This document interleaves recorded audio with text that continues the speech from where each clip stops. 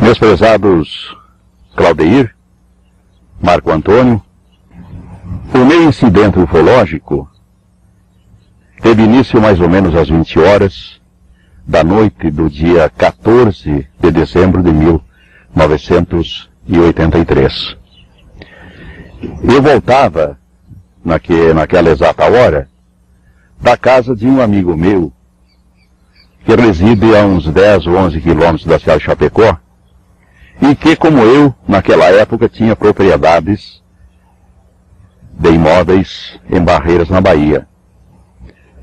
Eu sabia que ele devia ir à Bahia aqueles dias, como eu também precisava ir. Fui à procura dele para ver se podíamos viajar no mesmo carro a fim de evitar despesas, como só ia acontecer em casos semelhantes. Ele não se encontrava, já tinha ido à praia e tinha adiado a viagem. Regressei, pois. E voltando à cidade de Chapecó, a uns 1000 metros de distância de uma fábrica de refrigerantes, denominada Coca-Cola, e que essa fica a uns 6 quilômetros da cidade de Chapecó, de uma maneira que eu não sei explicar como, eu saí da pista de rolamento de asfalto, que é o acesso que vai para a BR-282, e quando vi, eu me encontrava no acostamento. E chamou minha atenção porque o acostamento, em razão de uma enchente que era recente, tinha havido recentemente, estava muito danificado o acostamento. E o carro enfrentou uns solavancos assim que me chamou a atenção, mas eu fiquei. E de imediato, ainda seguindo pelo acostamento, eu entrei à direita de um pequeno trevo que vai para uma granja, denominada Granja Tosso. E foi ali que, no fim, um pouco mais adiante daquele trevo, daquele pequeno trevo, onde se encontram as duas estradas que vai para aquela granja, eu notei a presença daquilo que então me pareceu um ônibus.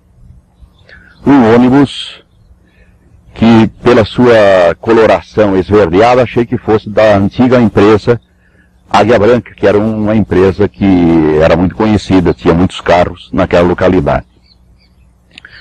Assim que eu cheguei, eu não me lembro se efetivamente eu desliguei o carro ou se o carro foi desligado. Sei que eu fiquei com a chave na mão e abri a porta, saí, olhei, vi que não se tratava de um ônibus, pelo seu formato, mais ou menos umas 10 janelas, 8, 9, 10 janelas, de uns 70 centímetros de altura para uns 40 ou meio metro de largura. Aquele objeto tinha um contorno, não era propriamente bem arredondado, mas um tanto arredondado assim na parte da frente que exibia. A cor da luz qual que era? É uma cor pálida e interessante que a luz que aparecia era apenas interna, ela não fazia nenhuma iluminação na parte externa. Eu só vi o objeto pela luz do carro, que estava danificada por sinal, e o objeto estava mais ou menos a 1 metro de altura, de través. As duas estradas, aqui o asfalto, faziam assim e estava colocado de través da estrada. Devia ter uns 10 metros de comprimento também. Aí eu devo confessar, a bem na verdade, que não era inteiramente ignorante em termos de ufologia. Sempre quando tivesse oportunidade, eu lia sobre discos voadores, ufologia, e logo vi que se tratava de um objeto estranho, que não era um dos nossos objetos comuns, dos nossos automóveis, caminhões, ônibus, que fosse, né? E abri a porta, encostei a porta e dirigi-me para me aproximar, pois distava a uns 30 metros de distância, segundo eu pude verificar mais adiante da localização ao ponto em que ele se encontrava. Mas, naquele exato momento, quando que eu saí, deveria ter percorrido mais ou menos 10 metros, se muito. Eu passei a sentir umas ondas de calor que se dirigiam, mas as ondas, aliás, eu encontrei as ondas de calor, não que elas viessem até a mim, mas há uma particularidade muito importante. Eram como se fossem uns rolos de calor, vinham assim. Eu devo ter ultrapassado, que me pareceu ser aí uns metros apenas, e à proporção que avancei, eu senti que o calor aumentava. Como já tinha lido que outras pessoas curiosas, ao se aproximarem desses tipos de objetos estranhos, tinham sido mal sucedidas, retrocedi já com a determinação de que eu iria ficar no carro para ver, dentro do carro fechado, para ver o que aconteceria. Quando pus a mão na maçaneta da porta, nessa posição, para abrir a porta e entrar no carro, saiu daquele veículo, daquela nave, uma esteira de luz, com a largura mais ou menos de 1 metro, enormemente brilhante, pois a noite era escura, era uma noite serena, e produziu um clarão maravilhoso. Saiu aquela esteira de luz, o chão a estrada era de terra, onde se encontrava o objeto. E a estrada estava um tanto danificada em razão daquilo que eu antes me referi, que tinha havido uma enchente há pouco tempo. Então notei que a esteira, ela não obedeceu as falhas do solo. Ela veio assim, aliás, veio ligeiro mesmo. Veio rapidamente e eu me encontrava assim, abrindo a porta, e ela passou sobre os meus pés, sem produzir nenhuma trepidação, e voltou. E com ela eu regressei na mesma posição em que me encontrava, com a chave na mão, inclusive, e eu só me lembro até eu cheguei a uma distância como daqui aonde se encontra essa máquina agora, uns 2 metros e pouco. E ali me pareceu então que a fuselagem, se assim podemos denominar, daquele veículo, não era esverdeada como me pareceu inicialmente. Era fosca, assim como um carro quando tem sua lataria preparada para uma nova pintura. Dali para frente, eu, entre aspas, apaguei. Não sei se desmaiei ou o que houve. O certo é que eu não me lembro de ter entrado naquele aparelho. E devo ter entrado, certamente, pelo que ocorreu posteriormente. Não sei se quando entrei, se foi por baixo, por cima ou por um lado lateral. Só dei acordo de mim. Dali também não sei há quanto tempo, porque obviamente não tive condições de avaliar o tempo. Quando me encontrei então, quando dei acordo de mim, eu estava num quarto escuro, num aposento escuro.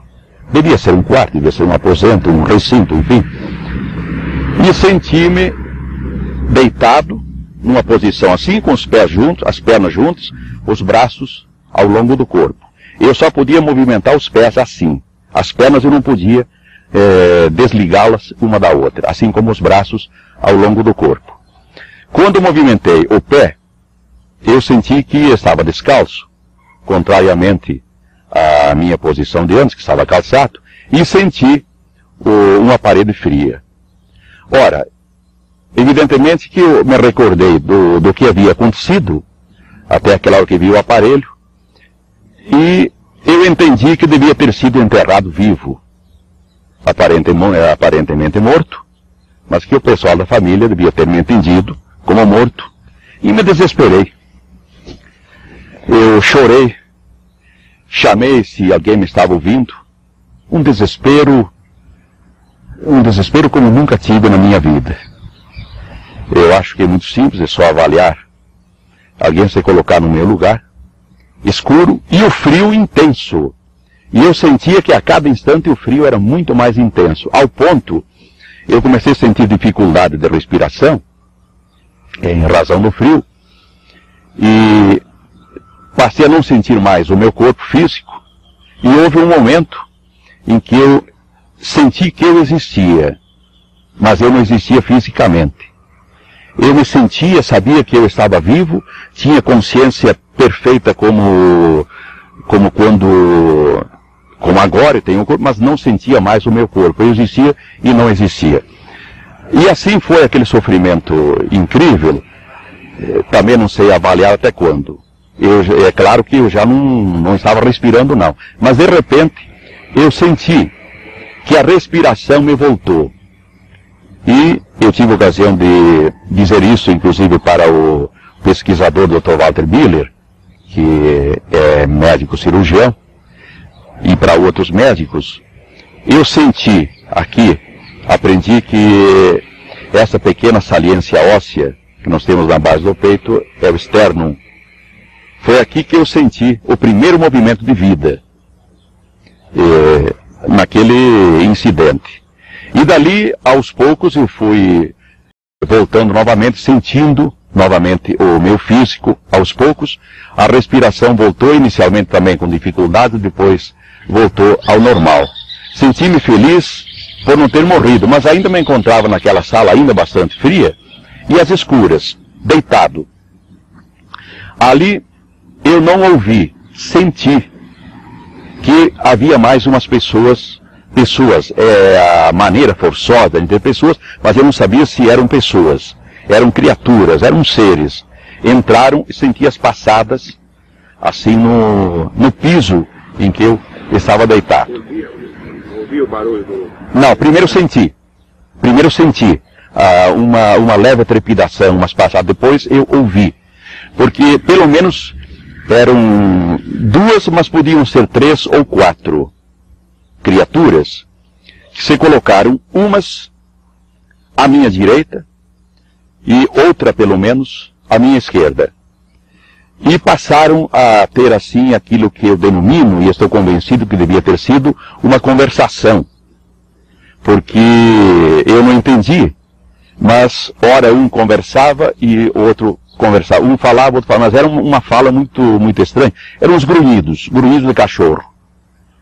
E havia alguma coisa entre eles que às vezes se atropelavam, falavam ou grunhiam ao mesmo tempo. Não sei de que objetos se utilizaram, porque tanto na perna esquerda quanto na direita, o começo foi na perna esquerda. Havia algo com que eles me apontavam na perna e na coxa. Devia ser, parecia um lápis ou um prego, ou então, se era a unha, um dedo, devia ser algo muito duro, entende? Fizeram diversas, como é que eu vou dizer, me apontaram, não? Não, inclusive percutiam fundo, não? E no resto do corpo não mexeram, que eu me lembro pelo menos. E em seguida, essas mesmas criaturas, após haver sim, e aqui eu devo dizer o seguinte, que depois, quando que eu voltei ao meu mundo natural, e que me referi a essas criaturas, eu sempre dizia as pequenas criaturas. E uma hora eu me surpreendi também da maneira por que eu as denominava de pequenas criaturas, se eu não as vira, pois o quarto estava às escuras. Eu não as vi.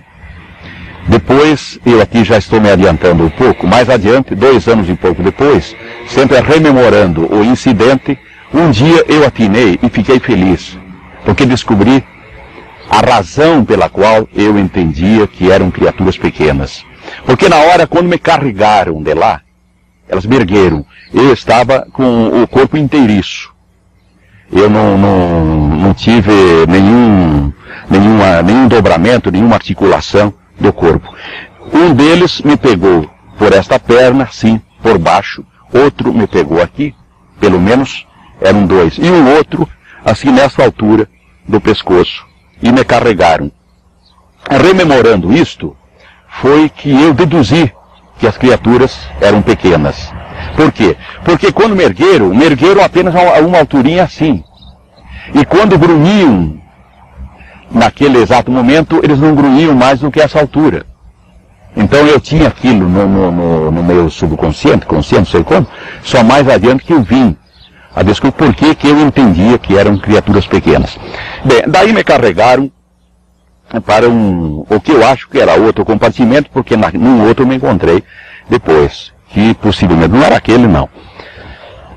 E só não era frio, aquele compartimento. Uma temperatura, diria, normal. Deitado. E Inesperadamente, o quarto, aquela sala, aquela salinha, iluminou-se. Tive de fechar os olhos momentaneamente, como é comum, após um tempo que não se vê luz, e, curiosamente, eu olhei o que havia ao meu redor. Era uma sala de mais ou menos 2,5 metros por 3, por uns 2 metros e pouco de altura, porque eu tenho 1,74 m. E o teto estava um tanto assim, acima de mim. Pois bem, eu me encontrava deitado, e um tanto entorpecido ainda, olhei a um canto direito, à minha direita. Lá eu vi os meus sapatos, que usava então, colocados juntinhos, a roupa dobrada e as meias de través sobre a ponta dos sapatos. E vi que eu estava nu. Eu olhei, não vi sinal nenhum de abertura de porta, de janela, ou de qualquer outra espécie de abertura. A iluminação, a guisa de explicação, ela não provinha de parte nenhuma e provinha de todas as partes, de todas as paredes. Não estava em nenhuma daquelas paredes, nem no teto, nem no assoalho, mas ela estava em todas. A iluminação não tinha procedência. Aí eu levantei e com uma certa dificuldade, porque eu estava muito entorpecido ainda, vesti-me, porque eu entendi e tive pressa em me vestir, porque eu sou muito pudico. Certamente todos o são, mas talvez tanto quanto eu, não sei se outros o são.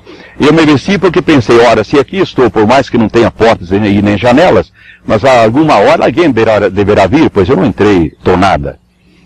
E vesti-me. Assim que eu me vesti, tive a curiosidade, passei a mão, assim, na parede, que era lisa, como se fosse um vidro, como se fosse um alumínio polido, e depois bati com a palma da mão, assim, ressoou um som, como se fosse um aparelho normal de concreto, mas aquilo não era de concreto, não.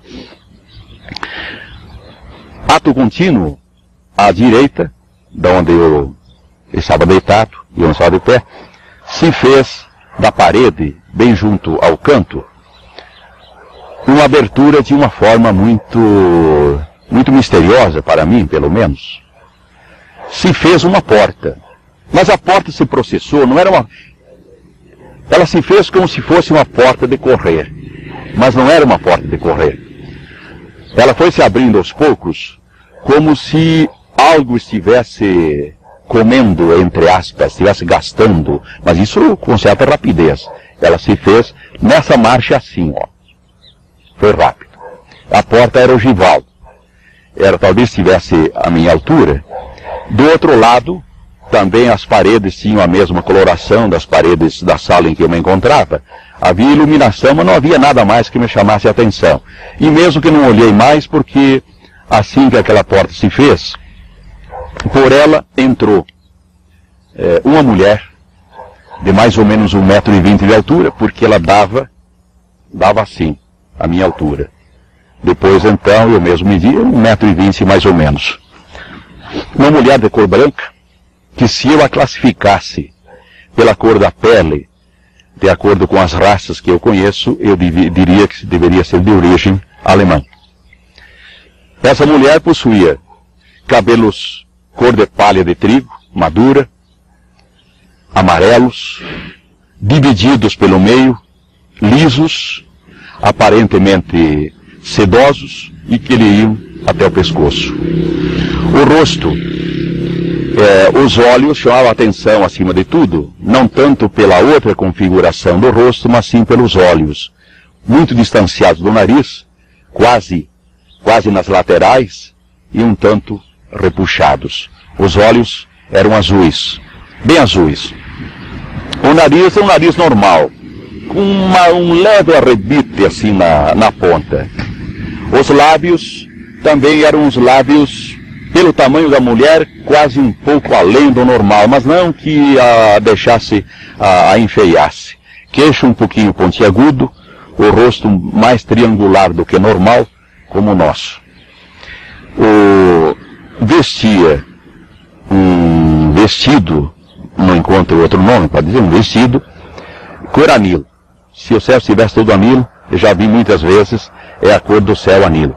um dia de bastante sol, com mangas largas até o meio do braço, sobrando um tanto assim, sem nenhum enfeite, a não ser na abertura do vestido, junto ao pescoço, havia uma protuberância, uma saliência no tecido, uma forma de um T, só inverso. Ao invés de eu ter estado de pé, ele estava assim, chamava a atenção. Uma cintura largura uns 4, 5 centímetros do mesmo tecido do vestido, atada normalmente, sobrando uns 15, 20 centímetros assim, soltos. O vestido, eu já falei para alguém que o vestido estava a uns 10 centímetros acima dos tornozelos, e alguém entendeu, até foi feito um desenho a esse respeito, como uns 10 centímetros abaixo do joelho. Não, ia até uns 10 centímetros acima do joelho. Não calçava meias, calçava uma sapatilha da mesma cor do vestido, parecia de tecido. E nas mãos não trazia também enfeite nenhum, não tinha brincos, não tinha anéis, não tinha braceletes, não tinha colar. E as unhas, rapidamente vendo assim, eram normais. Então ela teria a configuração de uma menina de 11 ou 12 anos, pelo tamanho, inclusive assim pela própria qualidade da pele, o jeito. Mas havia uma coisa nela que me dava a certeza, e me deu a certeza que não era menina não.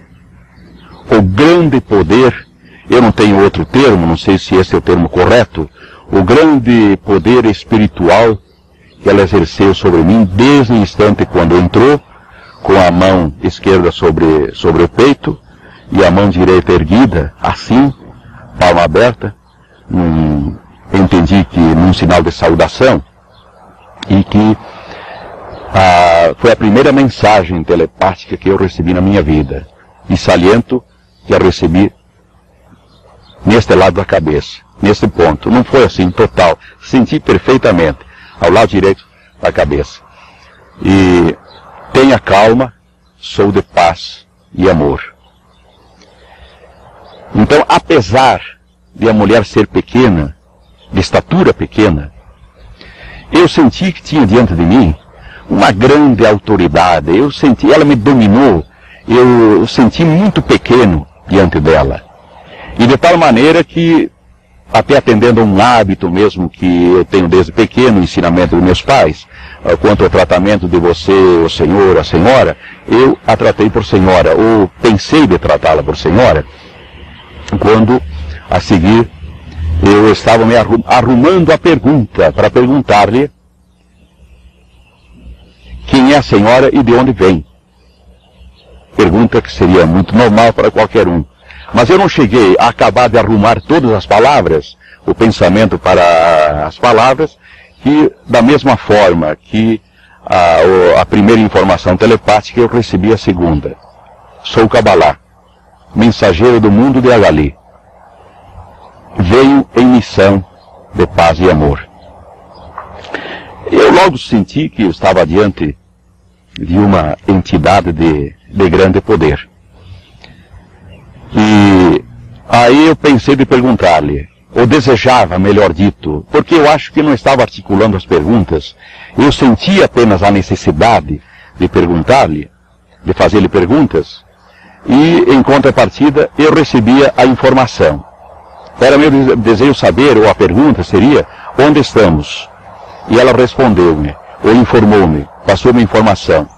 Estamos no oceano, no oceano, a 180 metros abaixo do nível do mar. Obviamente que, numa outra circunstância, creio que tanto eu, quanto qualquer outra pessoa lúcida, teria feito a pergunta, ou desejaria perguntar, mas qual oceano? Mas tal não me foi permitido. Entende?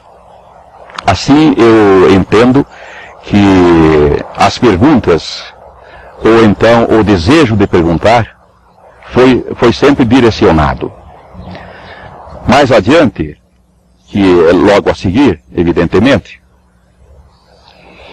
eu desejava saber a ela se eu seria devolvido ao mundo, ao meu lugar, depois de tudo isto. E recebi como resposta que sim, só que tinha hora certa para isto, porque caso contrário, eu seria deixado a um lugar muito distante da onde nos encontrávamos. Não disse de onde nos encontrávamos, a um lugar muito distante. E a seguir, então, ela me disse telepaticamente, ou me informou, me conscientizou telepaticamente, que nós tínhamos uma missão a cumprir. E eu logo pensei, como resposta, ou como dúvida, de que eu não estranhava porque, afinal, eu não me considerava uma pessoa de tanta importância para uma missão importante no mundo.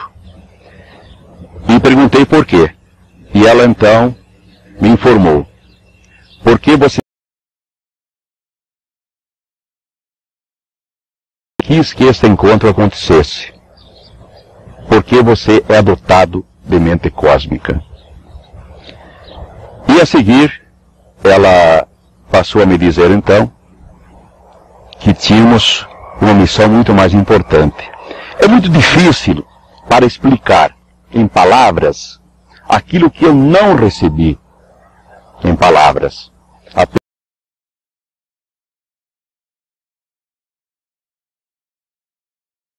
Em estado de graça, e que tínhamos uma outra missão importante para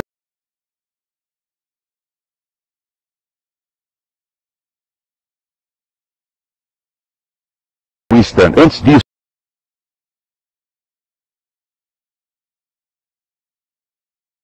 a ela me ter informado que tínhamos uma missão a cumprir, eu me preocupei, fiquei perturbado e senti cedo. Então, eu falei a ela, ou disse a ela, pensando que eu me encontrava na presença dela. E pensei realmente que a perturbação, inclusive, era pela beleza que ela me oferecia, mesmo a beleza espiritual. E recebi como informação: você vai beber agora, e sua sede passará, bem como a sua perturbação. Ato contínuo, ela saiu. Quando, quem foi que falou hoje que os seres não davam as costas? Alguém falou aí.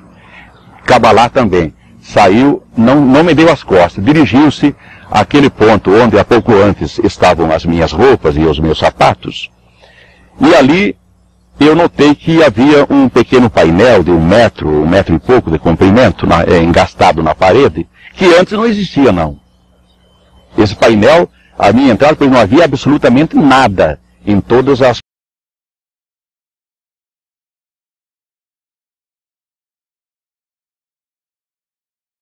de espessura.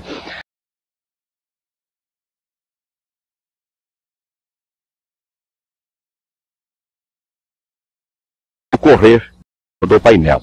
Ela se dirigiu àquele painel e pressionou um daqueles botões e de lá tirou, fez uma pequena abertura e foram ejetadas duas bisnagas, assim muito semelhantes àquelas bisnagas de doce que se encontram em supermercados, só com formatos diferentes, não assim empanzinadas como aquelas. Eram praticamente quadriculares, assim, parelhas.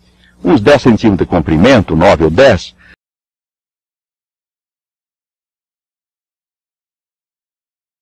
espessura. Retrocedeu, voltou até onde me encontrava, à minha frente, eu estava de pé, e ela pegou uma das bisnagas, puxou uma pequena lingueta e entregou uma bisnaga. Eu, naquele instante, ocorreu-me, inclusive, de que, como as bisnagas, depois de uso, deviam ir para o lixo, que eu devia dar um jeito de guardar as bisnagas como prova. Eu tomei o líquido da primeira bisnaga, só senti até o esôfago. Não desceu. É como se tivesse sido gaseificado. E como, evidentemente, que ela entendeu a minha intenção, ela já estendeu a mão esquerda, pedindo-me a devolução da bisnaga.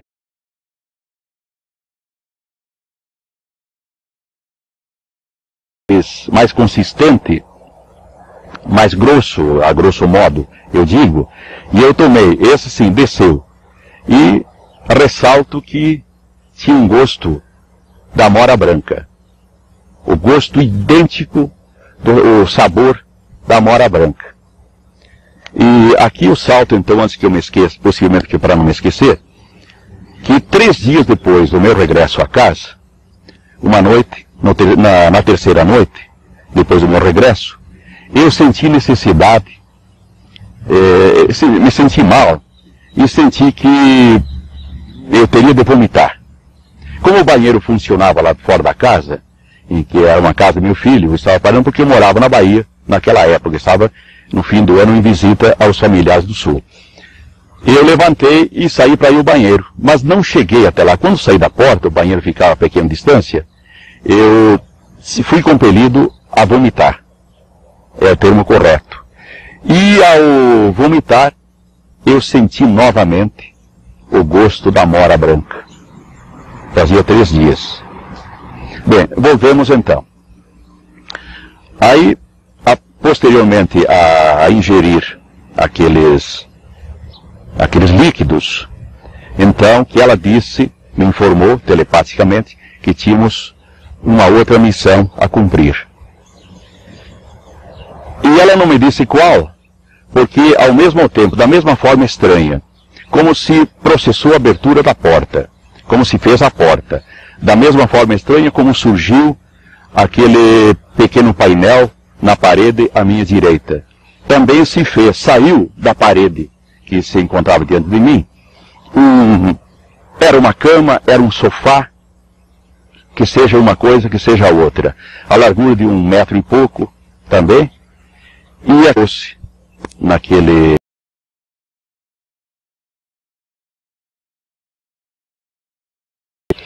E sugeriu-me,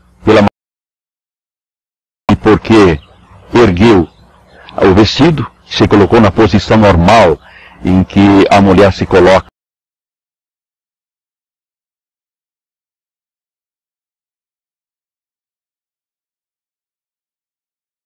Seja para hoje, seja para amanhã, e porque eu acho que isto é de interesse da ufologia, e talvez seja de interesse de toda a humanidade. Eu que já me encontrava com 40, já estava com 49 anos, naquela época, eu confesso que senti uma ereção sexual como já há muitos anos eu não sentia. De forma que o ato sexual foi assim muito rápido, foi uma ejaculação precoce, como se diz, foi me juntar à mulher e imediatamente o ato sexual se consumou. E como se nada tivesse havido, há uma parte, a única palavra que Kabbalah pronunciou, e por sinal, de forma errada. Ao concluirmos o ato sexual, ela falou também no único sorriso, mas apenas um leve sorriso, porque ela nunca sorriu. Eu a classificaria como mais uma mulher triste do que uma mulher serena, normal. Ela falou, assim, entre dentes, a palavra amor. A pronúncia aberta. Amor. E ergueu-se, levantou-se como se nada tivesse havido e disse assim: agora vou lhe confiar uma mensagem. Quando digo disse, foi telepaticamente, não através de palavras. Vou lhe confiar uma mensagem para publicá-la, dá-la ao mundo até o fim dos seus dias, mesmo enfrentando dificuldades e incompreensões. Ato contínuo, voltou novamente àquele pequeno painel, pressionou um dos botões e de lá, através de uma outra abertura, mas no mesmo ponto, perdão, eu volto atrás para dizer, quando ela disse que me confiaria uma mensagem, eu disse a ela que eu não era muito bom de memória e que possivelmente, após sair dali, eu me esquecesse partes ou não completaria a mensagem. Então foi quando ela me comunicou que ela me faria repetir, ela diria para mim 2 vezes, recitaria 2 vezes a mensagem e que eu jamais a esqueceria. Foi quando ela se dirigiu então ao painel e de lá retirou um diadema, mais ou menos uns 25 centímetros, assim de hastes, e de frente, com a parte de baixo lisa, a parte de cima toda feita assim com pequenos círculos em verde, amarelo, vermelho. Verde, amarelo, vermelho. Depois que se pega da saída, aí pode, não sei como é que se faria a colocação. Chegou até a minha frente, com aquele objeto, com aquele diadema, e ergueu-se, porque ela é bem menor, e eu também inclinei a cabeça, vendo o que ela desejava.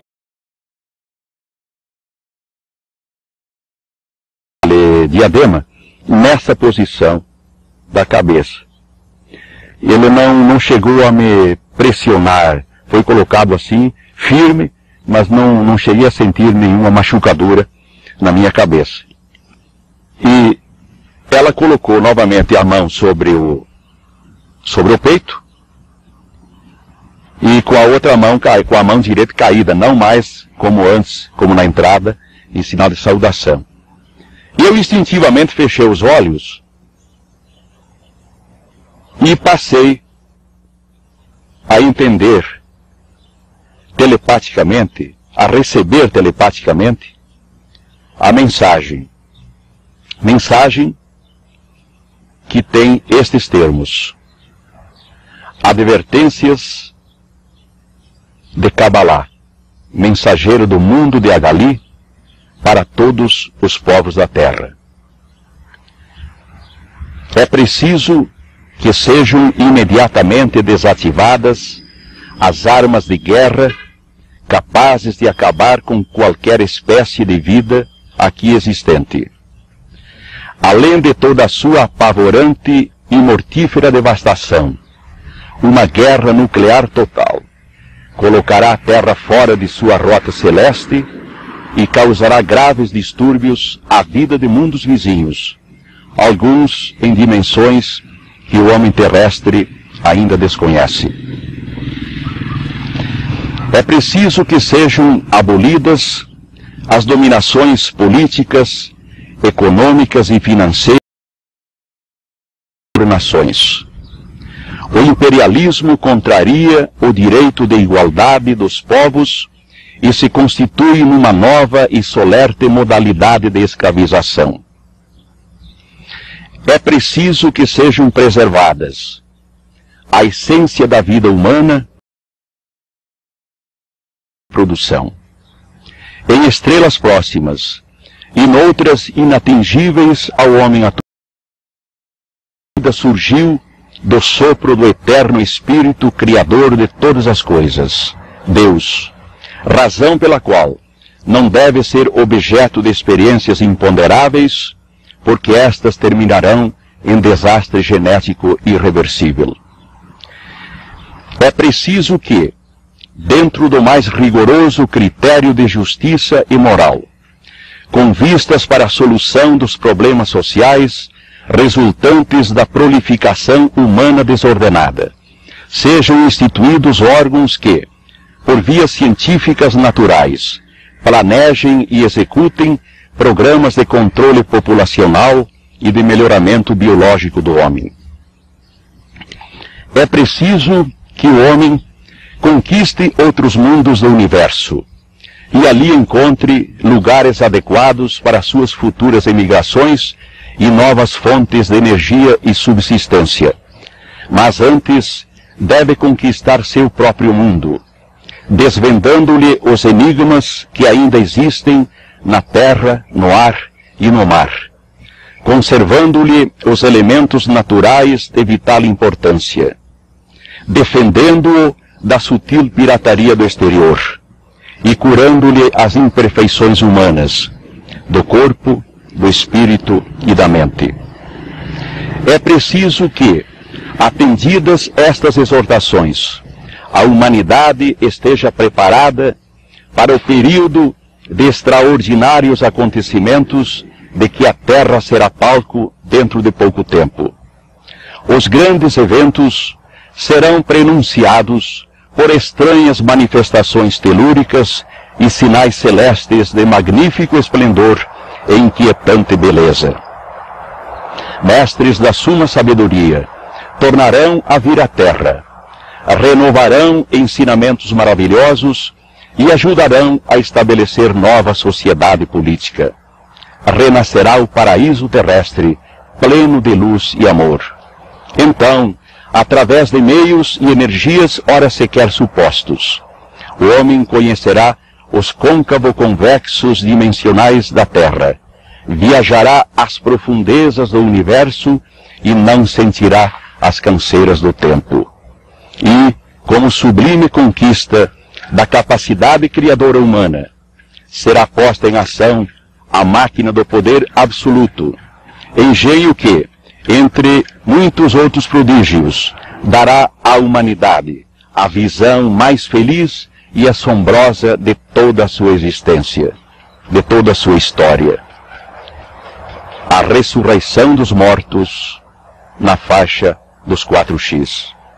Advertências de Kabbalah, mensageiro do mundo de Agali, para todos os povos da terra. Após isto, ela continuou com a mão esquerda sobre o peito e sem maiores preâmbulos. E aqui gostaria de fazer uma consideração que é muito pessoal e talvez de interesse para os senhores ufólogos atentos, inteligentes e experientes que são. Eu completo dizendo da forma como ela se despediu, para depois eu fazer a minha consideração pessoal. Sem mais nem menos, então, ela disse, agora, me informou telepaticamente, os nossos mundos estão interligados por uma ponte de 46 pilares e pelos nossos filhos, Mada e Madana. Eu não tive tempo de pensar, de sugerir perguntas, porque ela postou-se, ergueu a mão, assim como inicialmente entrou naquele recinto, e sem mais nem menos, paz e amor. E saiu pela porta, não me dando as costas, saiu assim de costas. A porta se fez por aquele mesmo processo, fechou-se pelo mesmo processo, e eu me encontrei só. A minha experiência foi um tanto dolorosa. E mesmo muitas vezes, rememorando o incidente, eu confesso aos senhores que tenho chorado e tenho sentido muito aflito pelo fato de, após aquele acontecimento, que para mim foi de extraordinária importância, pelo fato da relação sexual, da união que houve com aquela mulher, saiu, despediu-se, paz e amor, não houve assim a menor demonstração de sensibilidade, de afeto, de amor, de sentimento, que é muito normal, por mais falhas que o homem humano possua, ao se despedir de uma mulher com quem teve amor, com quem teve relações sexuais e de quem teve a promessa de filhos, eu entendo que devia haver um tratamento mais afetivo, uma palavra de consolo, de espera, de aguardo. Mas isso não houve. E me fez muito infeliz. E muito infeliz, inclusive, porque, apesar da experiência, eu não tinha com quem trocar confidências, com quem contar da minha mágoa, contar do meu sentimento, nem mesmo a minha própria esposa. Eu não contei e não manifestei tais sentimentos para não machucá-la, para não feri-la. Aos meus filhos também não, porque falar a eles seria como falar a minha mulher. Então esta é a nota muito particular, muito pessoal, que eu faço questão que os senhores, com a experiência que têm, com a visão que têm do fato ufológico, anotem e guardem este meu sentimento. Eu entendia que pelo que ocorreu, Kabbalah devia ter se despedido, aquela mulher, aquela pequena, grande mulher, devia ter se despedido de outra forma. Mas não o fez. Kabbalah saiu. Eu, apesar da curta duração de tempo com aquela mulher, tal fascínio ela exerceu sobre mim, que quando ela saiu eu me senti triste, sozinho, mesmo pela maneira também como se despediu, que eu já falei. A sala escureceu novamente. As luzes se apagaram, pela forma qual eu não sei, e aquelas criaturas, presumo que deviam ser as mesmas, que antes me haviam abordado naquele outro recinto, a mim me parece que era outro recinto, aquele não podia ser, porque de lá eu saí, né? Entraram e me pegaram assim, grunhiram, entre eles, deviam ser 2, 3, me pegaram pelas calças assim, e me puxaram, me conduziram. Senti que passei por uma abertura, porque eu já conhecia o recinto, e sabia que tamanho o mesmo tinha. Então, devia estar naquele anterior. Ali, me puxaram para baixo, grunhindo aquela linguagem ininteligível para mim. Eu entendi que devia deitar-me. Deitei-me. As salas escuras, como estava anteriormente, e eles se retiraram. Não houve nenhum outro incidente. Eu fiquei deitado e o frio começou novamente. Mas eu não cheguei a sentir os mesmos sofrimentos que eu havia sentido antes. Senti que a sala estava voltando a uma temperatura novamente baixa, mas eu não cheguei a sofrimento nenhum, como antes.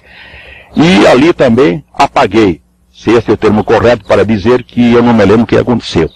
E voltei a dar novamente acordo de mim, no outro dia, mais ou menos às 6 horas da manhã.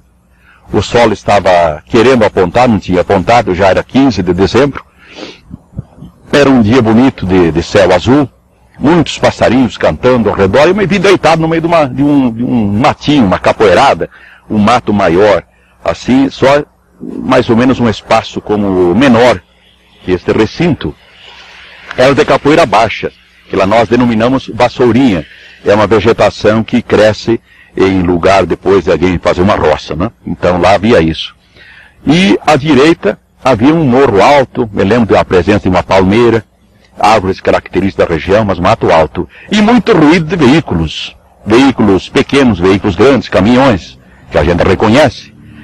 Assim eu volvi os olhos à frente de onde estava deitado e vi que não me encontrava a muita distância de uma rodovia de bastante tráfego, apesar da hora. Porque lá aquela rodovia realmente é de muito tráfego, tanto de noite, domingo, é uma rodovia de muita movimentação. Aí eu olhei o relógio, marcava as 10h05. Olhei, estava parado. Que, por acaso, este mesmo. Até que ele resistir, não comprarei outro não. Será sempre esse o meu relógio. Lembrança também daquele incidente. O relógio marcava as 10h05. Mas como o sol normalmente levanta às 6 horas, é a hora que eu dou como a hora do meu acordo naquele local. Novamente senti que eu estava com as pernas principalmente, nem tanto os braços, assim muito entorpecidos. Lá no sul nós costumamos dizer enformigados. Mas eu sentei, relembrei o incidente, rememorei a mensagem.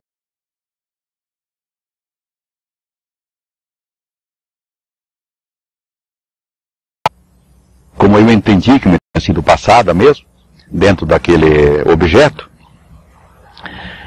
e tratei de me movimentar para ir para casa. Pensei, puxa, meus familiares terão pensado em mim, porque não é de hábito, eu sou um indivíduo até hoje. De noite eu não saio, a não ser que haja necessidade, viu? Senão, eu me coloquei de pé e fui até onde que havia aquela rodovia, porque não estava vendo carro nenhum. Ali, mas não reconheci o local, se bem que o local me era conhecido, mas eu não o reconheci naquela hora. É um trecho de 5, 6 metros, né? Mas é de um acesso muito difícil o acesso. Aí eu caminhei mais um pouco, pois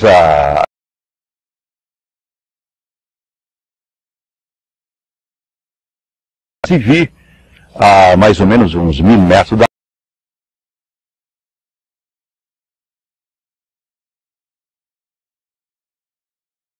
Aí me localizei onde me encontrava, porque a Idiba é uma firma de venda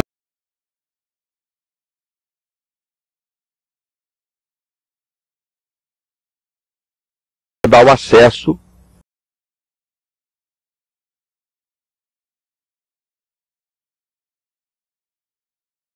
e todo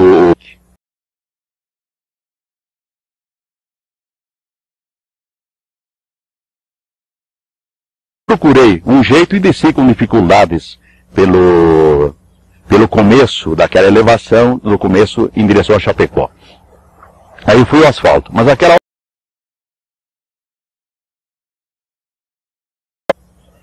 e eu não tinha condições, e a proporção que iam decorrendo aqueles minutos ou aquele tempo, eu ia me afligindo e estava assim num estado psíquico lastimável. Não me conformava com o que tinha acontecido e assim por diante. Aí quando que eu desci sou um conhecido meu e reconhecendo-me, inclusive tinha havido há pouco tempo antes, naquele mesmo local, recentemente, um filho dele voltando de uma manhã de um baile.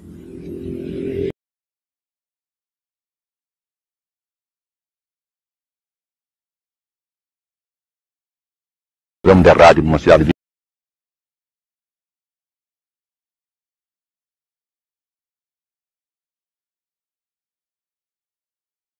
daquela família, eu conheci o moço e comuniquei a ocorrência. Então, esse senhor, que é da família Toso, ele passou de automóvel e me vendo, ele fez menção como quem queria parar para me oferecer carona. Eu não me sentia em condições, não tinha condições de ter ela amarela, e eu segui. Mas quando passei pela Idiba, que ficava dali mais ou menos a uns 1000 metros, eu senti necessidade de ir até a Idiba e pedi o telefone para telefonar em casa, para saber, para dizer que eu não encontrava ali, não sei se estava a minha procura ou não. E aí eu fiquei sabendo, então, por palavras de uma nora minha, que aí havia uma verdadeira multidão em casa. E minha mãe, inclusive, que é uma senhora já de certa idade, teve diversos desmaios, quase morreu, coitada. Eu telefonei para casa.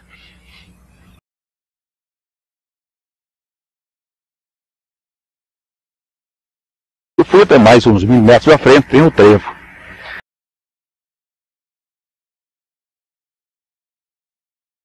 Queria me perguntar e não tinha condições de fazer. Após haver telefonado,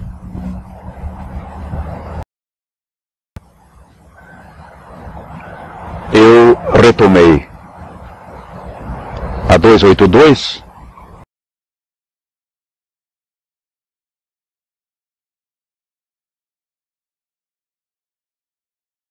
que dista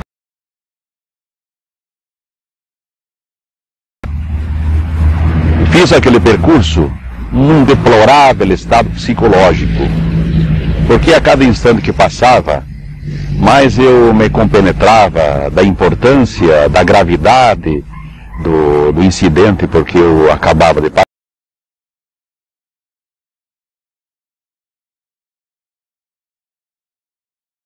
Em casa havia um verdadeiro pandemônio.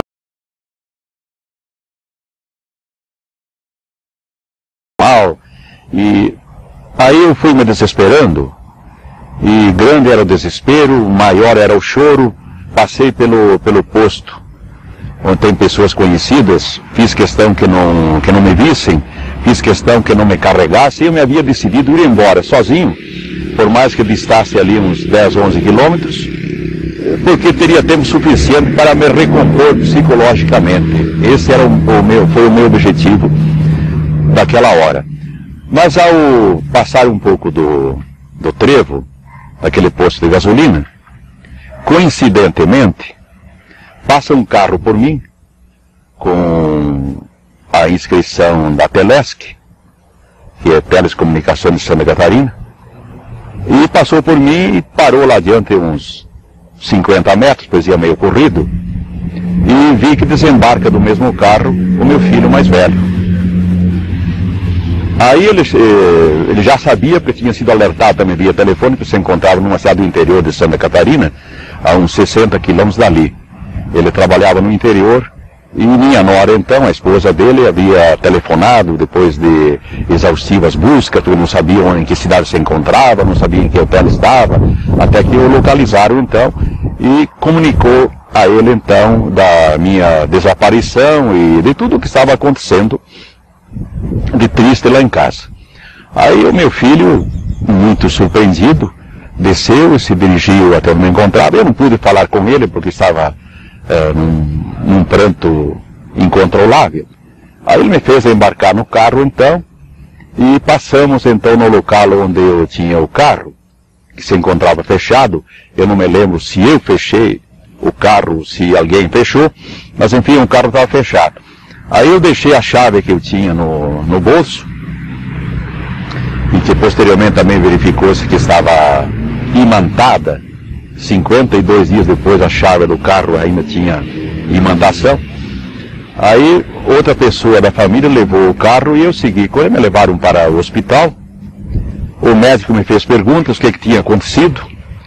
Eu não tinha condições de falar assim com clareza, e achei também que era uma coisa incrível, inacreditável, que eu estaria falando algo absurdo, dizer para o médico, foi isso que me aconteceu. Eu disse que não sabia, simplesmente isso. Aí o médico me manteve lá no hospital talvez uma meia hora, me aplicou uns sedativos, e depois o filho, um genro veio e me apanhou e me levou para casa.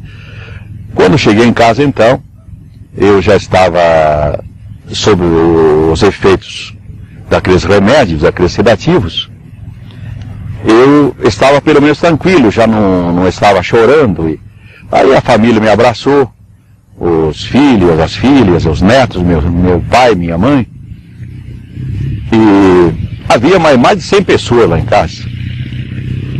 Acho que se eu não tivesse estado sob o efeito de droga, ao ver aquela enormidade de pessoas, aí eu teria chegado ao cúmulo do desespero, evidentemente. Mas aí o que foi, o que não foi, eu não encontrava a maneira como narrar à família o que me tinha acontecido. Aí o meu filho, como filho homem, um genro, aí foram ao quarto onde eu me havia deitado aí na cama. Falei rapidamente, contei. Aí, mas que não falasse para ninguém, que deixasse assim por enquanto, tá. Aí foi quando, depois de haver sorvido quase um jarro de suco, que ainda estava com uma sede enorme, fome não, mas sede eu sentia enormemente. Eu tomei aquela enormidade de suco, estava num jarro da geladeira, e deitei-me, os familiares todos ao redor, aí todo mundo querendo me prestar ajuda, socorro, que não sabiam inclusive do que tinha havido comigo, e todo mundo me perguntando, pai, o que foi, meu filho, o que foi. E aí eu disse, vou tomar um banho. Na hora que eu tirei a camisa para ir para o banho, houve uma exclamação de surpresa da parte dos familiares que estavam ao meu redor, dentro de casa. E, o que o senhor tem nas costas? Tem uma queimadura, tem um ferimento, o que foi isto? E os que descobriram Os que viram por primeiro foi o meu irmão Gildo e um sobrinho meu, que é advogado e que mora hoje em Mineiros, no estado de Goiás. Aí eu não sabia o que dizer e o que responder, porque eu não estava sentindo nada e eu não sabia de nada. Aí, dado a exclamação e a surpresa de todos os familiares e amigos que ali estavam, eu pedi um espelho para ver. Ali eu pude ver então a extensão das queimaduras que eu tinha nas costas e das quais ainda hoje eu tenho uma cicatriz. Mas eu não sabia do que provinham essas queimaduras ou esses ferimentos que sejam. Aí os familiares resolveram então de me levar novamente ao médico que me havia atendido antes. Aí fomos, o médico notou, olhou os ferimentos, as queimaduras, não soube dizer nada. Consequentemente também não me passou coisa alguma para colocar sobre aqueles ferimentos, porque ele não entendia o que era.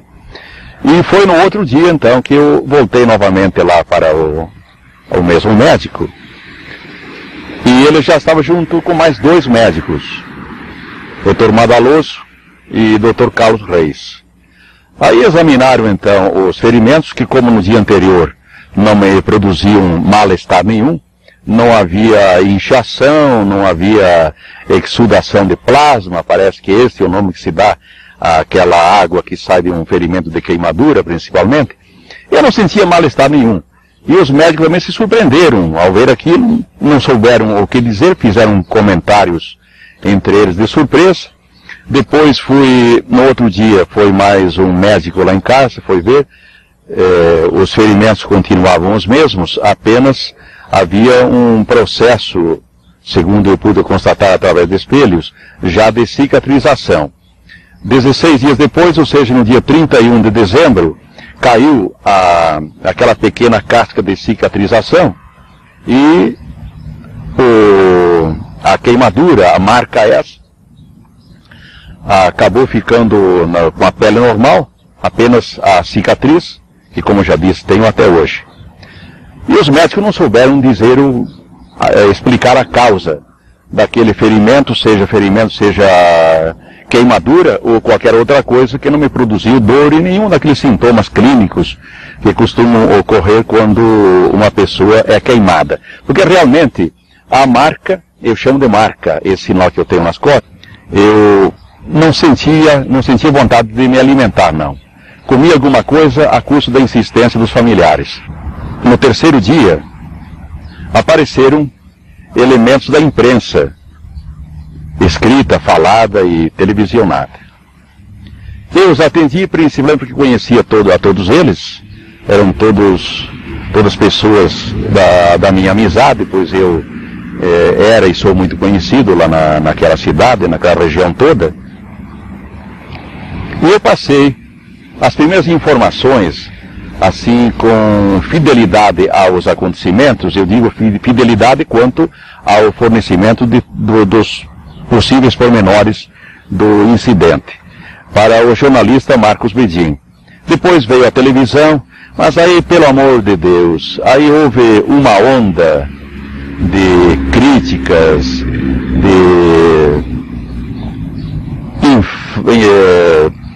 coisas, enfim, tristes até de serem repetidas, de descrenças, dizendo que era invenção minha, que eu mesmo me havia queimado, que eu estava à procura de publicidade, que eu queria nome, e todas essas coisas. Então isso foi uma fase muito deplorável, muito triste, e que fez com que eu, inclusive, me afastasse. Eu deixei de atender a pedidos de jornais e rádios de outras localidades, inclusive até daí uns dias o programa do Flávio Cavalcante, soube lá, não sei por intermédio de quem, que havia havido essa ocorrência, e ele me mandou então insistentemente um convite. Depois o secretário dele, não me recordo o nome, falou diretamente comigo, mas eu não aceitei. Não aceitei aquele convite porque eu não estava disposto, até havia me traçado de não comentar mais nada com quem quer que fosse. Infelizmente, isso aconteceu. Dali a 40 dias, lá esteve um pesquisador de Curitiba, da CIPEX, Dr. Daniel Rebisso Guesse, e fez aí uma entrevista muito meticulosa, me parece que extremamente cuidadosa, assim, nos pormenores de toda a história. Fomos ao local dos acontecimentos, onde inclusive ele bateu algumas fotos, mas ele não tinha a aparelhagem de medição, de investigação local quanto às medições, as possíveis medições, como teve 12 dias após, isso é 52 dias após o acontecimento, com o Dr. Walter Biller, do Rio de Janeiro.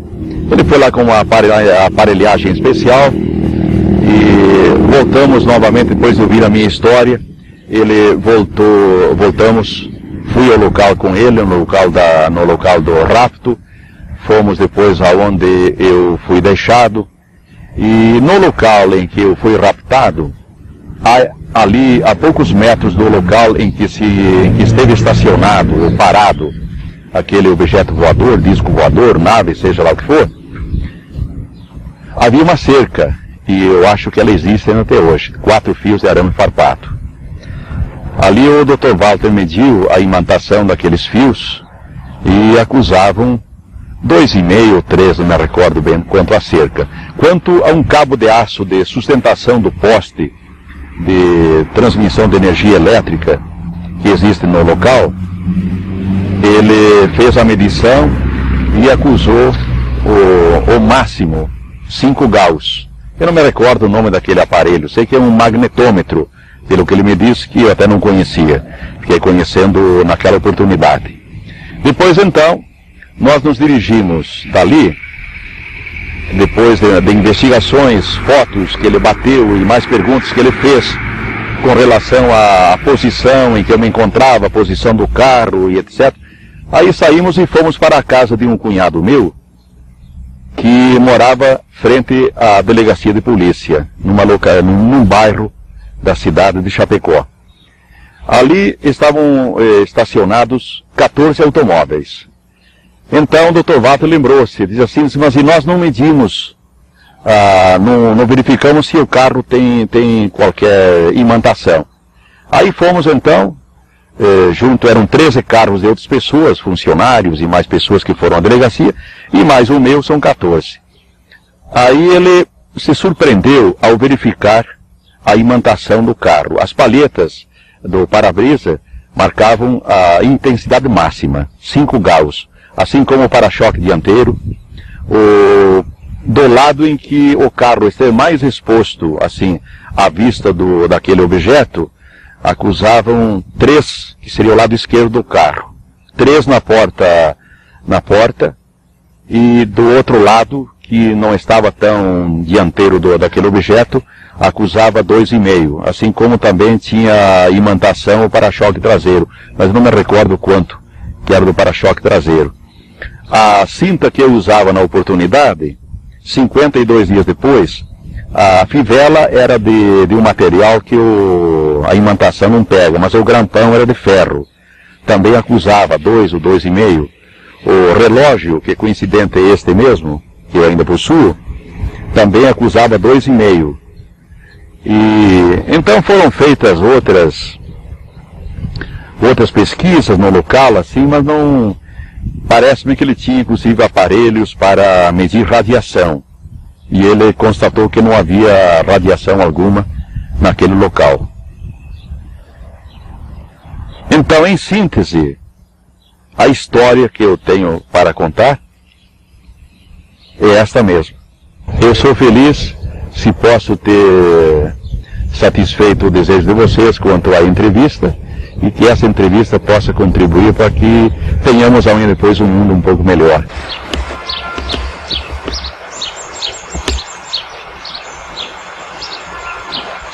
Realmente é bem visível ainda.